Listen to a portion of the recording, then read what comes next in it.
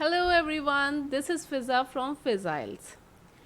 In today's session, we are going to discuss very important exercise of reading module of IELTS examination, that is matching the heading. In today's video, I will tell you that how we will use elimination method and will do all the paragraphs one by one so that you can learn that how easily we can do matching the headings without wasting a lot of time. Okay, in reading module of IELTS examination, it is very important to do time management. सबसे ज़्यादा students problem कहाँ करते हैं reading में, वो time manage सही से नहीं कर पाते हैं. In order to do all the 40 questions आपको टाइम मैनेजमेंट बहुत अच्छे से आना चाहिए. That is why the correct strategy and the tips they are needed for every student to complete this reading module. So today we will see that how we can utilize this elimination method and can complete the full exercise without wasting a lot of time. Let's move ahead and solve all these questions. Let's move to the second paragraph.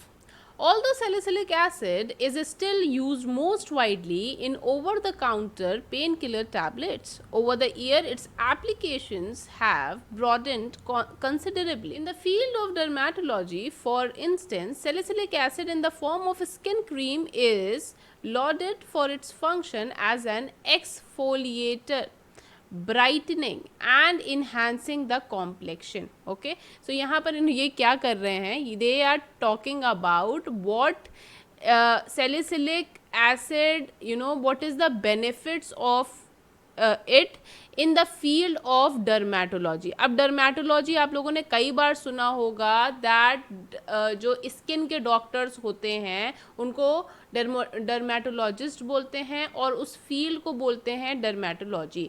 तो अब किसी को अगर ये चीज़ पता है that is very good. अगर नहीं पता है तो you just keep on reading it और उसके मीनिंग को सोचिए ओके क्या हो सकती है. ओके, इट इज़ ओके अगर आपको कोई सी भी मीनिंग नहीं पता है पैराग्राफ में जो आ रही है, but still you are reading it the whole paragraph, तो कुछ ना कुछ आइडिया लग जाता है कि इसका मीनिंग क्या होगा. So no worries about that and keep on reading. तो यहाँ पर ये स्किन क्रीम की बात कर रहे हैं एंड इसके बाद इन्होंने जो पॉइंट बताए हैं दैट इज़ वेरी इंपॉर्टेंट कि ये कॉम्प्लेक्शन इन्हांस करता है, जैसे कि you guys know fairness creams and all, brightening creams and all.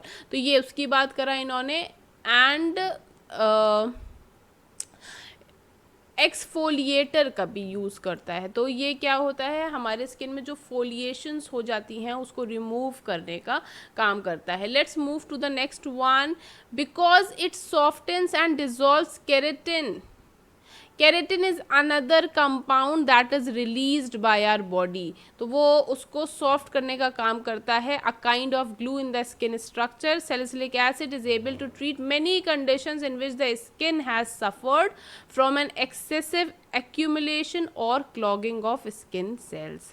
तो ये क्या कह रहे हैं कि ये कई चीज़ों में यूज़ करते हैं. स्किन जहाँ पर सफ़र कर रही है एक्सेसिव एक्यूमुलेशन और क्लॉगिंग ऑफ स्किन सेल्स. हमारे जो स्किन के सेल्स होते हैं वो कंटिन्यूसली क्या करते हैं, दे प्रोड्यूस सीबम और they produce some kind of components. तो वो उसको क्लॉग अगर हो जाता है तो salicylic acid work very good in that.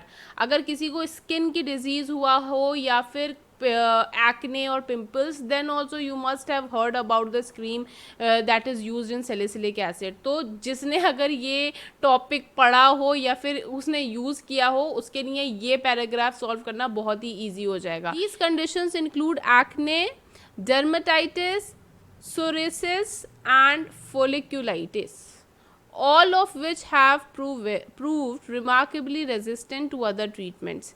As a result, further benefits, salicylic acid also has anti-inflammatory properties and as a result can soothe troubled skin where other medicine often tend to exacerbate the problem. That means इसका मतलब होता है increase the problem. Okay, anti inflammatory क्या होती है? क्या anti inflammatory का मतलब होता है जो इन्फ्लेमेशन होती है हमारी बॉडी में because of white blood cell, तो उसको एंटी इन्फ्लेमेटरी एजेंट की तरह वर्क करना, वहाँ पे जलन ना होना, एंटी इन्फ्लेमेशन होना, दैट इज़ द प्रॉपर्टी। तो ये सब क्या इन्होंने बताने की कोशिश करी है इस पैराग्राफ में? They are basically talking about any problem that is caused on the outer skin and how salicylic acid is helping in overcoming all these problems, वो कैसे सॉल्व करता है। Okay, so we will come to the heading part and we will C.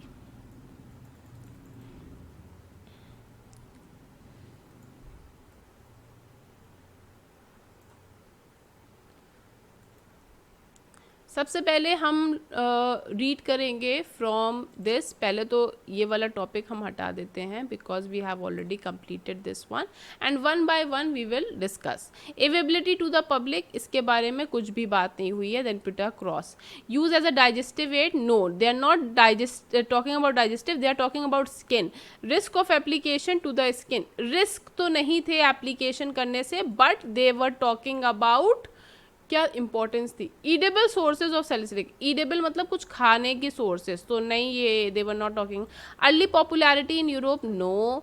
Unwanted side effects of swallowing aspirin, no, aspirin से related कुछ नहीं था। Appropriate and inappropriate long term uses, long term uses से related कुछ नहीं था, so it will be there will be a crossover here. External uses of salicylic, very good, we got our heading, that is external uses of salicylic acid. Benefits for plant life, no, this is not the correct one. Then remedy for sick children, this one is also not a correct one. So we got our correct heading, that is external uses of salicylic acid.